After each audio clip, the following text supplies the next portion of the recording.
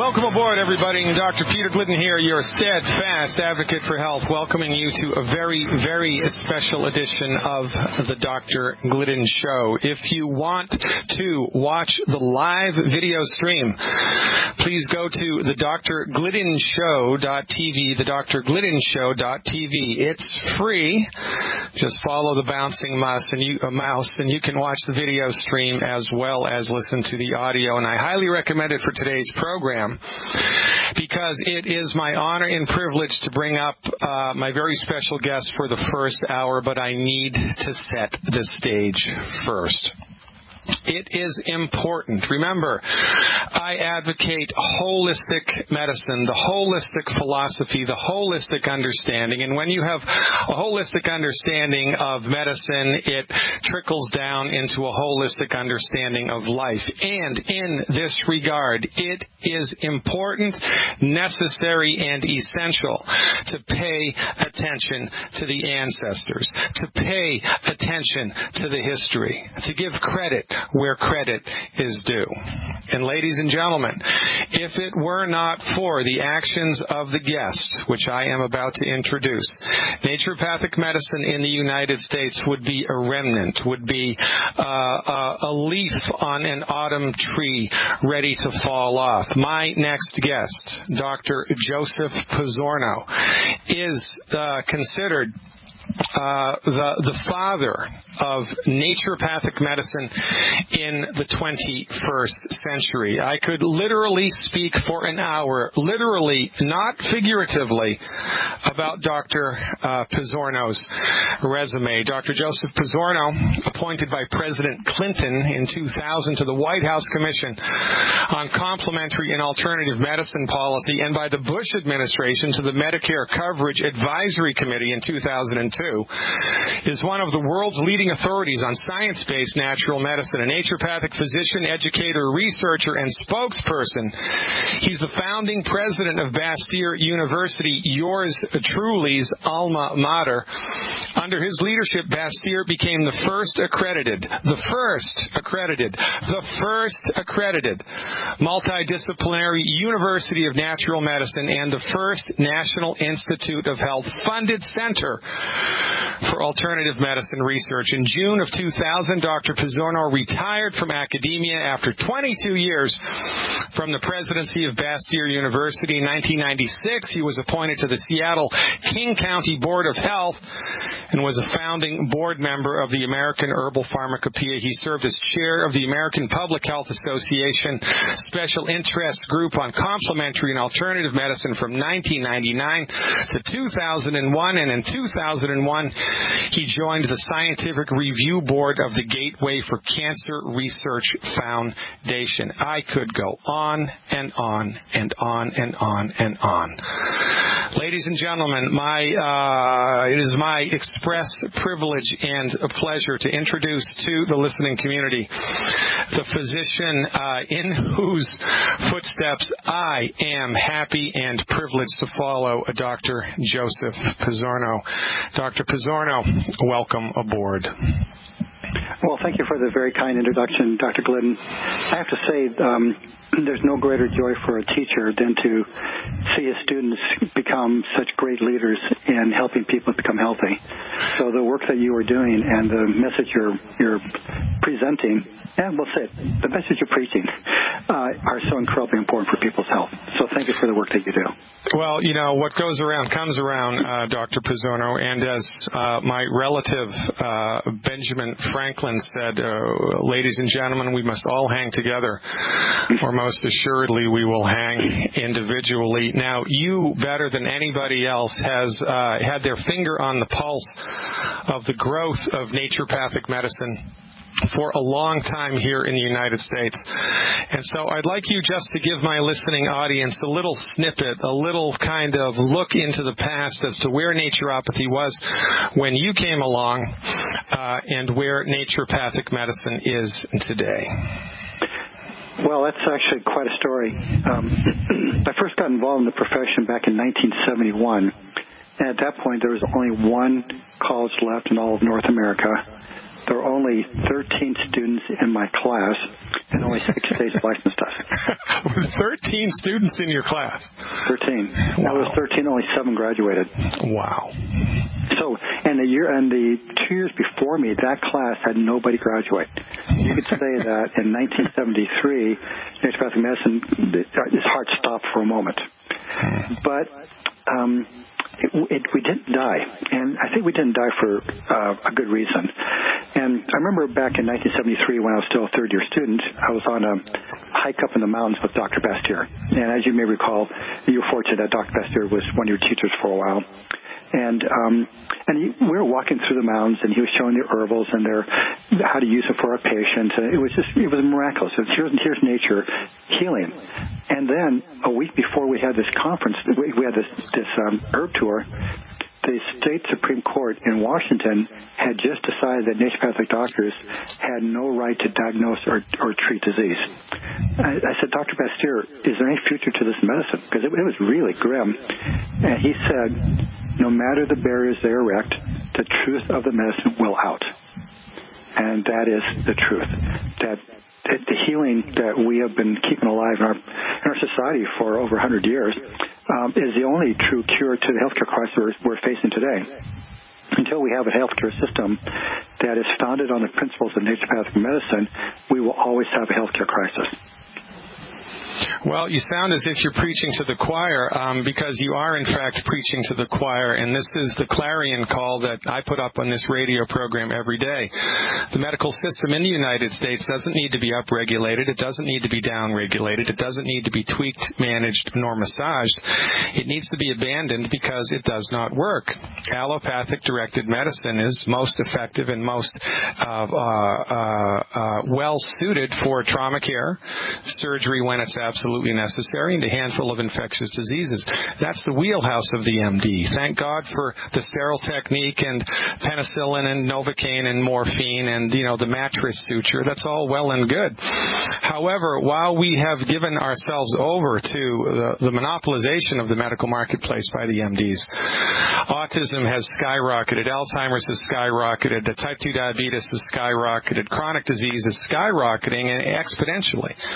And it's not because of genetics. It's not because of bad genes. It's not because of, inappropriate lifestyle changes. It's because we're taking the wrong dog to the hunt. The medical doctor, the MD, bless their hearts, by virtue of their training in allopathic reductionism, are ill-suited to help people recover from chronic disease. And yet, because they monopolize the medical marketplace to such a high degree, they are the only people that they're the only professionals that most people are even aware of. And, this reminds me of, I forget who it was. Maybe you can remember because you have a better memory for stuff like this than I do. But years ago, I remember I was at a naturopathic legislative event, and somebody was telling us the story that they had just come back from some place in Kentucky or West Virginia where they were attempting to get naturopathic medicine, licensed and regulated, and there was a bill, and the governor looked at the bill, and he looked at the bill, and he looked up at the naturopaths, and he said, naturopaths, we don't need hiking trails, we need jobs, right? Because, right, nobody even knows how to pronounce naturopathy, let alone knows what it is. And right now, I believe, we're licensed and regulated in only 18 states. This is way better than it was when you kind of took over the stewardship of the profession. But still, there's lots and lots of work to be done. So let's go back, right? So you're with Dr. Bastier, and he gives you inspiration because the fact of the matter is that the truth will always out, and we are the carriers of the truth. And so what happens next? So what happened next is, after graduating and seeing what a terrible condition the profession was in, I realized that for the wisdom of this medicine to go forward, we had to play the modern game of accredited education, research, modern textbooks, becoming savvy and talking to the media, to the governmental agencies and governmental officials. So when I started Bastier in 1978, the foundation was very appropriate, and that is when I mentioned to my receptionist that I wanted to start a naturopathic college based on science, she told one of my patients, a woman who had a curative of rheumatoid arthritis, and she sent me a check for $200. And with that $200 from a grateful patient, I started Bastyr University. Unbelievable. $200. Now, what year was this, Doc? 1978. Wow, 1978, a $200 endowment, and Bastyr University is off to the races now from 1978 until 2014. Quite a number of things have transpired. If you could lay out for the listening audience kind of the more salient points on the evolutionary curve of Bastyr University. So there are many factors that are important. The first one, which was very, very important, was to have a science foundation. Because my belief was that although conventional medicine claimed that science was their province, in reality, science is basically a tool to be used, and no profession owns it. So I coined the term science-based natural medicine when I started telling people about Bastyr University and what I wanted to create. In order to then establish that foundation, I attracted the PhDs to teach our basic sciences. I attracted MDs to teach our diagnosis, but I had the naturopathic doctors teach treatment. So by having a really strong foundation and recognizing conventional medicine has its strengths and using those strengths, I was able to create an environment that had high-quality academics and allowed us to become, again, the first accredited University of Natural Medicine ever. I mean, not just the United States, but anywhere in the world, because this form of medicine has been basically actively suppressed by conventional medicine all over the world. Ladies and gentlemen, do you have a sense of who we're talking to? The human being, the physician, the physician's physician who actually coined the term science-based medicine, the father of naturopathic medicine in the modern age, Dr. Joseph Pizzorno. Doc, we're coming up against a hard break here. Stick with me. I'm going to have you for the full hour. We're going to talk about the history of naturopathy and so very much more. Ladies and gentlemen, today is a red letter day. Mark it on your calendars. Send the emails, send the phone notifications, send the Facebook notifications right now. Have people go to the drgliddenshow.tv. Tune in, turn on, get educated, and let's save lives together. Don't even think about touching that dial. Welcome back, everybody. Dr. Peter Glidden, your steadfast advocate for health, welcoming you to another live edition of the Dr. Glidden Show, where today's very, very special guest, Dr. Joseph Pizzorno, arguably the main mover and shaker in the field of naturopathic medicine and the main axle around which the naturopathic profession has revolved in order to gain access into the mainstream of medicine here in the 21st century. So, Dr. Pizzorno, all right, so when you started, there's 7 students in the class, 1 naturopathic medical school, hadn't even become fully accredited yet. So you started it with a $200 donation, and now we fast forward to 2014. How many naturopathic medical schools are there in the world today, and approximately how many students in each class? Well, in North America, there are now 9, so that's quite gratifying. And there's probably, in all those schools, probably about 2,000 students. Yeah, it's quite a remarkable. It's grown just remarkably. Yeah, I mean, it's really, and it's like you can't stop the truth, right? The truth will out, and this is why naturopathic medicine persists, because what naturopathic physicians all around the world espouse are science-based, clinically verified alternatives to drugs and surgery, not because drugs and surgery are bad and wrong. They're very useful for certain things. It's all based on science, and here's another approach. Here's another attitude. It's science-based, and it's clinically verified. It was a brilliant insight as far as I'm concerned to be able to couch what we do in naturopathic medicine in those terms. It was a brilliant move on your part. Now, let's talk a little bit, please, about the Dietary Health and Supplement Enforcement Act, or Education Act, DSHEA, and the impact that it had on the delivery of natural therapeutics here in the U.S. Well, I have to say I was there when it was all happening, and I think it was very important because the DSHEA basically gave a legal foundation for the dietary supplement industry. And what they said, and this is really important, was that dietary supplements could make claims to improve structure and function as long as they did not make claims for curing disease.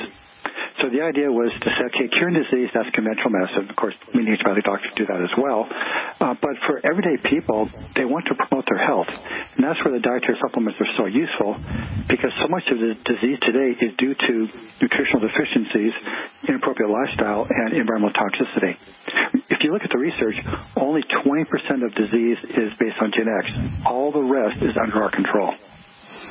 Yeah, it's a remarkable phenomenon, to be sure. And before D. Shea, what D. Shea did effectively was to draw a line in the sand that separated the pharmaceutical industry from the vitamin industry, making it possible for United States citizens to gain access to high-quality, potent, therapeutically effective nutritional supplements without the need of a prescription. And this was a really big deal, and Dr. Pizzorno was one of the main people that was involved in this happening, ladies and gentlemen. So you have, among other people, to thank Dr. Pizzorno for your ability to buy longevity supplements, for your ability to go to the local health food store and get whatever nutritional supplement you want. And as far as I'm concerned, right, Dr. Pizzorno, that freedom does not exist in the European Union because of a Codex Alimentaria. Can you talk a little bit about that? Yeah, first off, while I'm proud to have helped with DSHEA, I would not look at myself as one of the prime movers for it. I helped it happen, helped and provide science. The situation in Europe is definitely quite different. We in this country are fortunate to have access to such a wide variety of high-quality dietary supplements. But when you look at Europe, you look at, for example, Canada, they're much more restricted in what's available. What I had hoped to have happened during DSHEA, and we couldn't quite pull it off, was I would like to have seen a third branch of the FDA, which was devoted to natural health products, so they could be regulated appropriately. Because they should not be regulated as drugs, but on the other hand, they should not be regulated as foods either. There's this whole category in between drugs and foods, which is where our herbs and our nutritional supplements, particularly high dosages and such, belong, and they should be regulated appropriately. Couldn't agree more, Dr. Pizzorno, and perhaps with the passage of time, this too shall come to pass, especially if there are people of your ilk still on the playing field here, still standing up and being counted, still standing up and pointing in the direction that everybody needs to go, the direction to the undiscovered country of science-based, clinically verified medical nutrition. Stick around, folks. We're going to get into the meat and potatoes of environmental medicine with the man himself, Dr. Joe Pizzorno, when we come back. Again, do not even think about touching that dial. Stick around. We are back, ladies and gentlemen.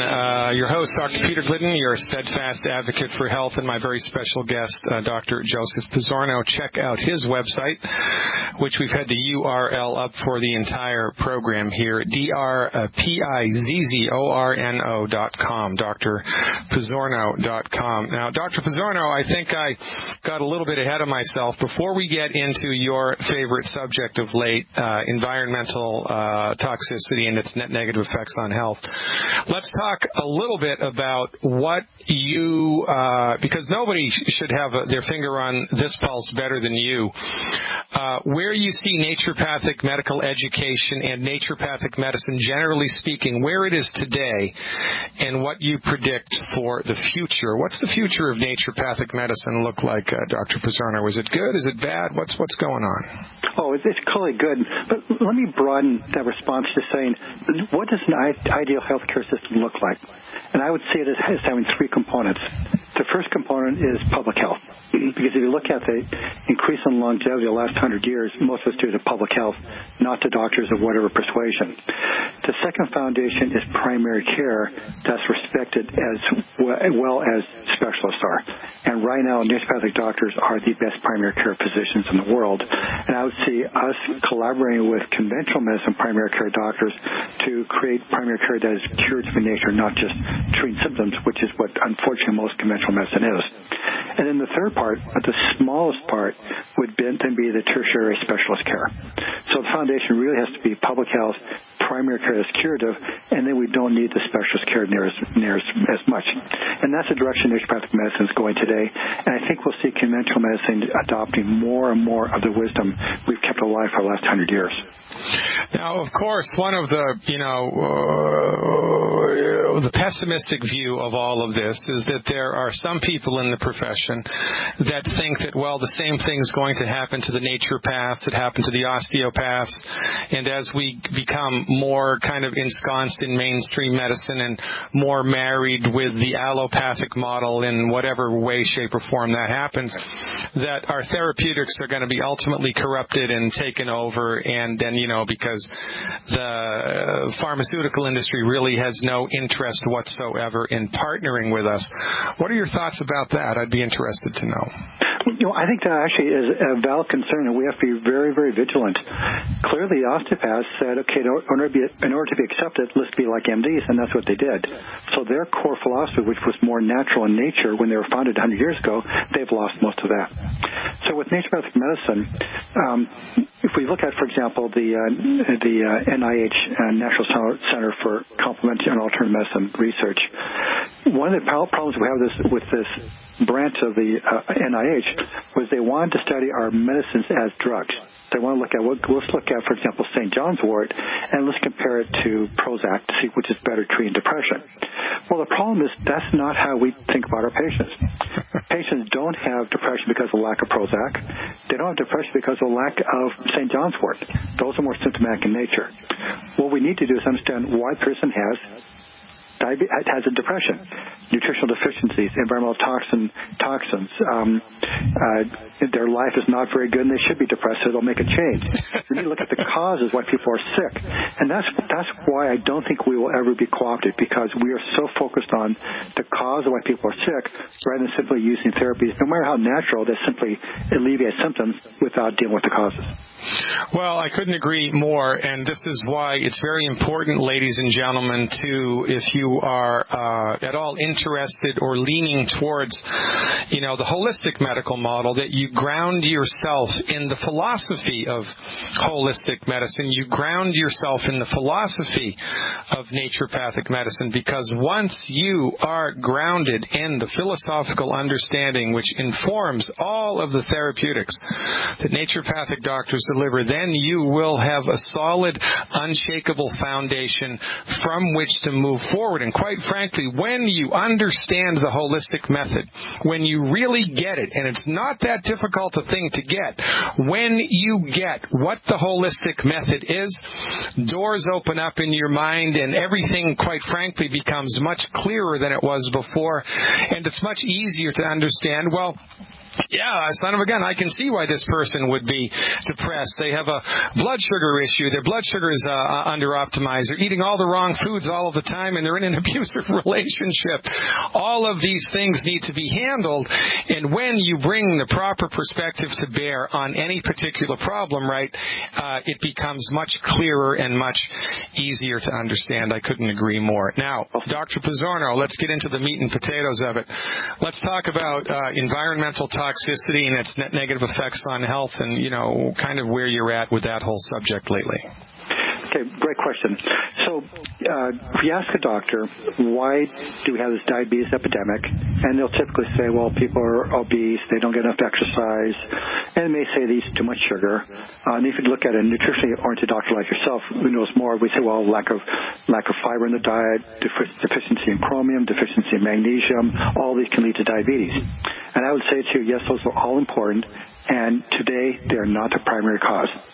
If you look at people in the top 20% of chemical exposure to something called persistent organic pollutants, so look at the top 20% exposure compared to those in the bottom 20% of exposure, the risk of diabetes is 20-fold higher. 20 times higher, bigger risk factor than anything else that we're dealing with today.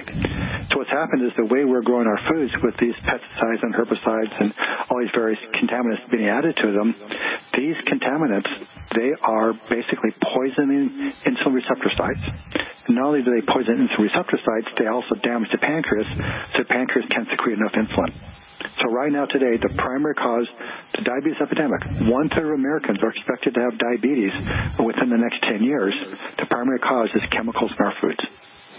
And we don't need to overlook the fact that the use of pesticides in the agricultural methodology, which is rampant all around the world, brought to the table by Monsanto, the presence of the pesticides that are overused now in modern agricultural methods destroys the bacteria in the soil, which is necessary for the uptake of minerals that are in the soil into the body of the plant. And this is the only place that human beings get minerals from, unless they're supplementing with them. The only place we're going to get chromium from is if it's in the plant that we eat. And the only place the plant gets it is from the soil that it's grown in, and the plant needs a healthy bacterial presence in the soil in order to be able to metabolize that mineral. So if the bacteria has been eradicated by the pesticide, then there's no chromium in the plant, and then there's pesticide in the human body, and then that interferes with insulin receptors, damages the pancreas, and then everybody is SOL. It is, in fact, a big, bad voodoo daddy of biblical proportions. And, you know, it's interesting to me, don't you think, that educated scientists, educated medical professionals, educated PhDs, when their back is up against the wall and they don't have this holistic outlook, they don't have this understanding, their fallback position is, it's genetic. There must be a gene that causes it.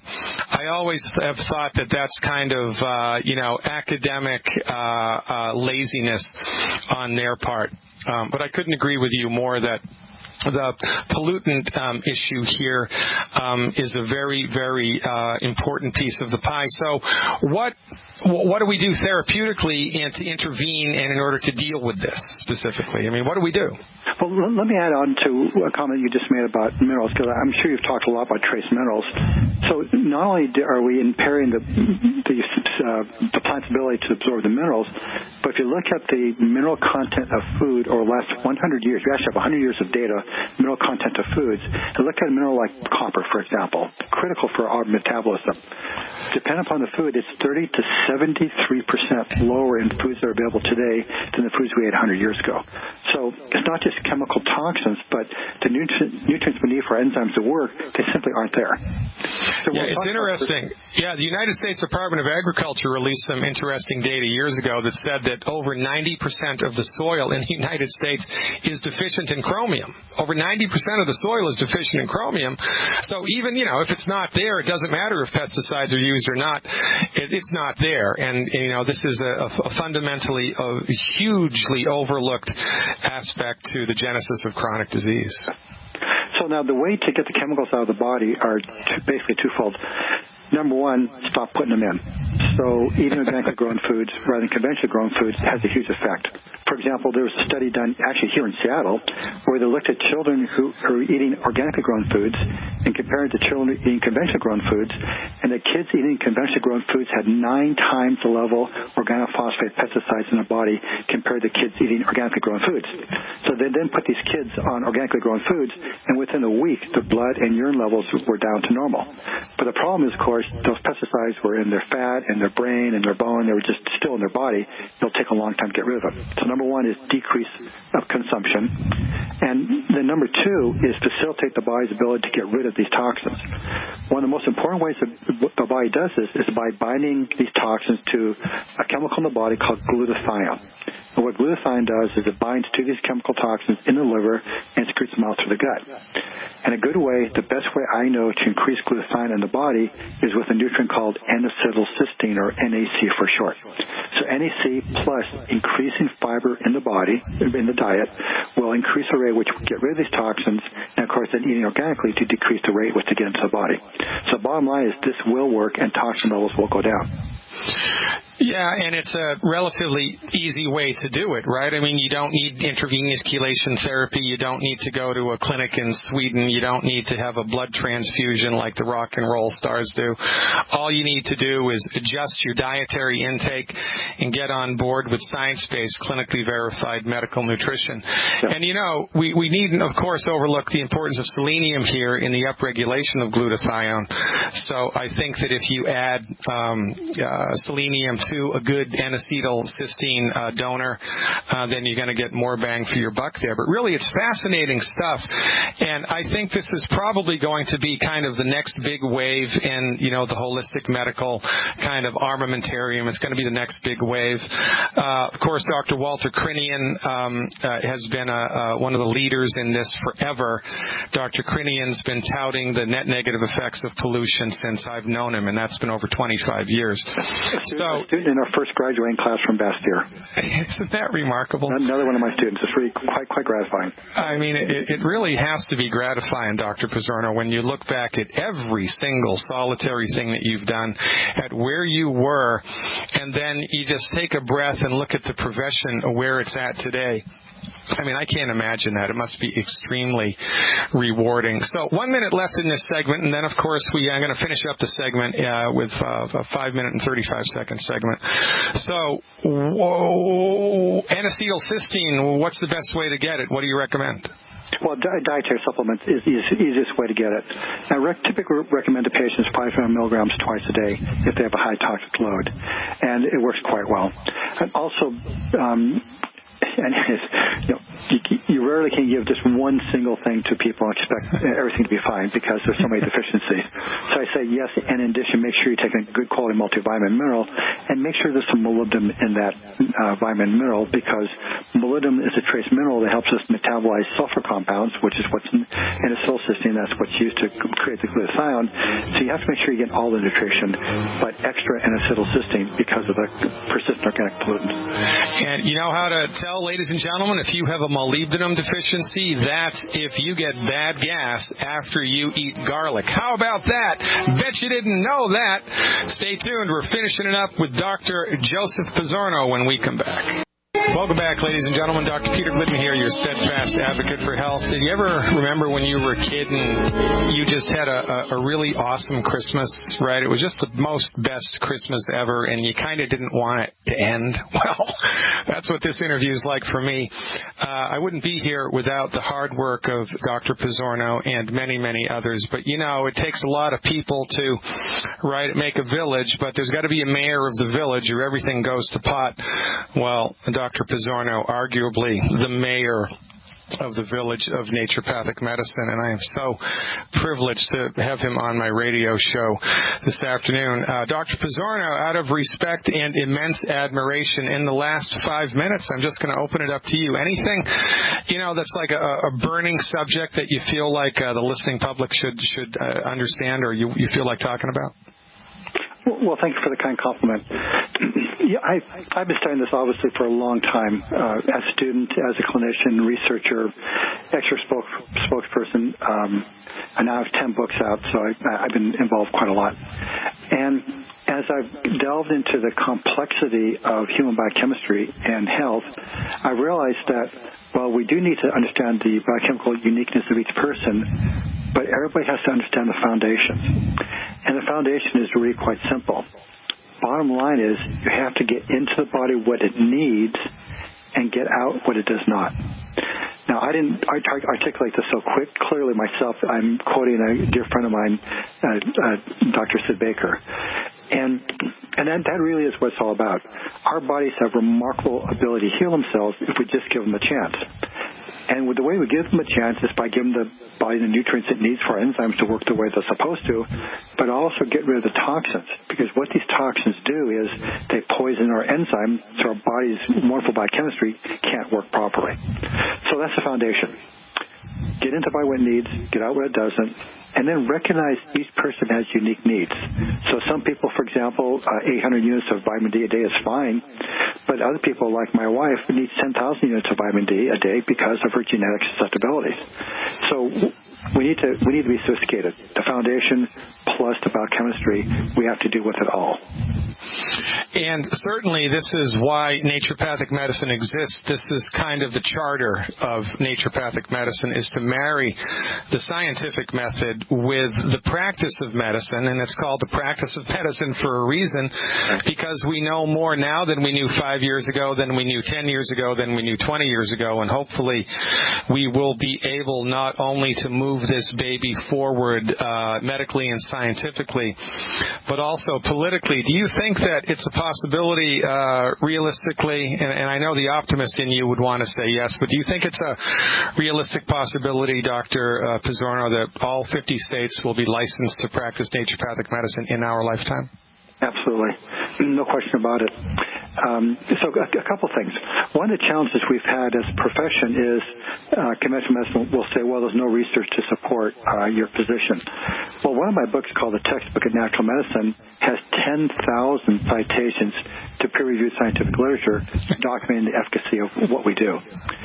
And as our companies, as our government agencies struggle with the healthcare challenge, they start looking at naturopathic doctors as being part of the solution. I want to do a little experiment.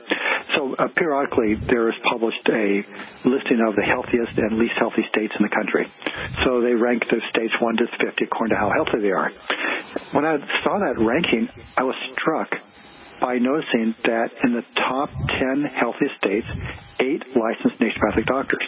And the 10 bottom least healthy states, none licensed naturopathic doctors. So what I'm seeing is at the state level, they're starting to recognize that we are part of the solution. And as the state starts committing to improving the health of their members, you might say of their citizens, they start looking to us for help. Well, yeah, from God's from God's mouth to your ears. How does that go? From God's mind to your lips, whatever. I couldn't agree more. I'm given pause here to really thank you so very much for everything that you've done. I don't know if I've ever said this to you to your face personally. I'm going to say this to you virtually now. Thank you very, very, very much for everything that you've done. It would be a very different world had you not been in it. And as far as I'm concerned, the world owes you a huge debt. Ladies and gentlemen, Dr. Joe Pizzorno, we'll have to have you back in the future, Doc. I so forward appreciate everything that you do. I'll see you around campus. Thank you. More to come, ladies and gentlemen, in the second hour, taking your calls. Stick around.